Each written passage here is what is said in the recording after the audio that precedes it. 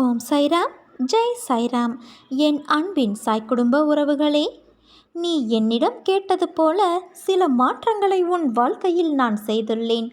இதன் பிறகாவது நீ அவற்றில் கவனம் செலுத்தி நீ நினைத்தது போல எல்லாவற்றையும் சரிவர செய்து அதில் வெற்றி பெற முயற்சி செய். வாழ்க்கை எப்போதுமே எளிதாக இருந்துவிடாது. இங்கு ஒவ்வொருவரும் கடினமாக உழைத்து வருகிறார்கள்.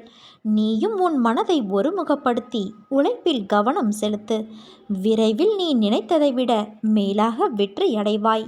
என் அன்பு குழந்தையே, சதா சர்வ காலமும் என் நாமத்தை ஸ்மரணை செய்து கொண்டு என் பெயரையே உச்சரித்து கொண்டு இருக்கும், என்னையே நினைத்து கொண்டு இருக்கும், என் பாதத்தையே சரணடைந்திருக்கும் உன்னை நான் எப்படி கைவிடுவேன்? உன் நம்பிக்கை என்றுமே பொய்யாக போவது இல்லை. உன் ஆழ் மனதில் இருக்கும் கவலையிலிருந்து வெளிவர முடியாமல் நீ படும் துயரத்தை பார்த்து என்னால் சகித்து கொள்ள முடியவில்லை. நீ என்னுடைய அறிவுரைகளை வாக்கினை கேட்டு அதன்படிதான் சாயியே சர்வத்தம், சாயியே சத்தியம் என்று என்னை முழுதாக நம்பி நீ நடந்து கொண்டு இருக்கிறாய். அதில் குறை ஏதும் இல்லை. ஆனாலும் உன் மனதில் இருக்கும் கவலைகளும் வேதனைகளும் தீர்ந்தபாடு இல்லையே. தனிமையில் நீ இருக்கும்போது உன் மனம் அதிக வேதனைப்படுகிறது. அந்த துக்கத்தை, வேதனையை உன் சாய்பாபாவால் பார்த்து கொண்டு இருக்க முடியவில்லை. நீ கண்ணீர் விடுவதை பார்த்து இனியும் என்னால் பொறுமையாக இருக்க முடியாது. உன்னை அசைத்து பார்ப்பவர்களை, துன்பப்படுத்துபவர்களை இந்த சாயப்பா விரைவில் அசைத்து பார்ப்பேன். அது அனைவருக்கும் தெரியும்.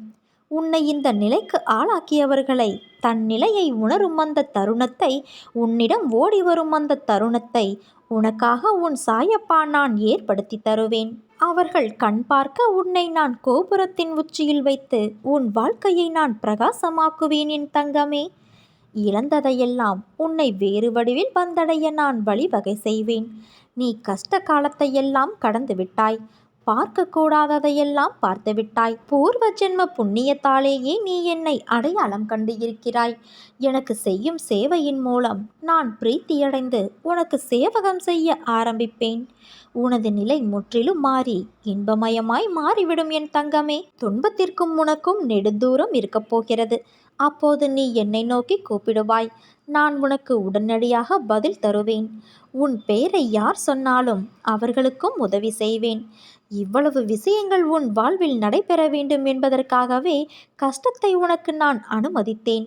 ஏனென்றால் இந்த மாதிரியான கஷ்டத்தை உன்னை தவிர வேறு யாராலும் தாங்க முடியாது. உன்னால் மட்டுமே இது முடியும். இந்த துன்ப சுமை தூக்கி இன்ப நிலைக்கு வழிகாட்ட நீ எனக்கு தேவை. அதனால் என் அன்பு குழந்தையே, நான் உன்னை புடம் போட்டுக்கொண்டு இருக்கிறேன்.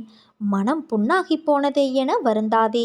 இதோ என் மென்மையான கரங்களால் உன்னை வருடிக்கொண்டு உன் பக்கத்தில்தான் நான் உனக்காக இருக்கிறேன்.